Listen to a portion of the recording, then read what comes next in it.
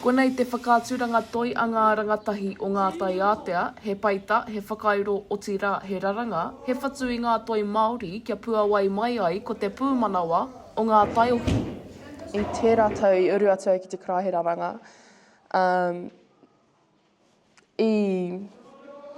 i puta mai tētai pūmanawa kare i kitea i mua, nā runga anō i ngenei mahi.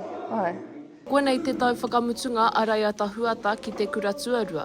Ko tōna koha ki te whakāturanga nei ko te hihieke i tuia mo tōna whakapōtaitanga. Tēnei momo hieke,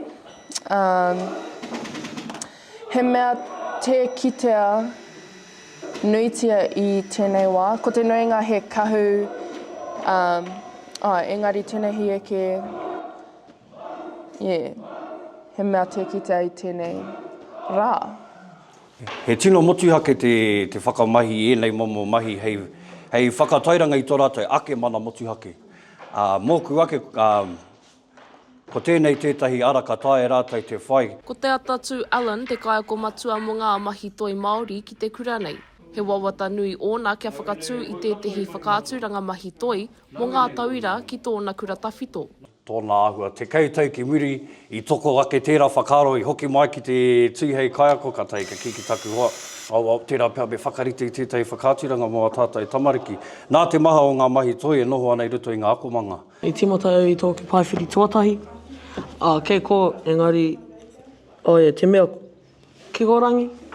I mahi e tai mangopare e toru. Ko te tikanga o tēnei whakāturanga, hei whakātu i ngā tini pūkenga mahi toi o ngā tauira o ngā tai ātea wharekura, mai ngā tau iwa ki ngā tau ngahuru mātoru. E rata ana ahau ki te mahi carving.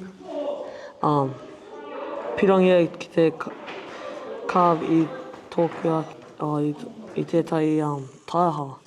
Kaua e waiho i tērā pūmanawa ki roto i te kāpata, ina he pūmanawa toi tai, tēnā whaia, pupurihia, poipoia kia whakawhanake koe i o pukenga toi.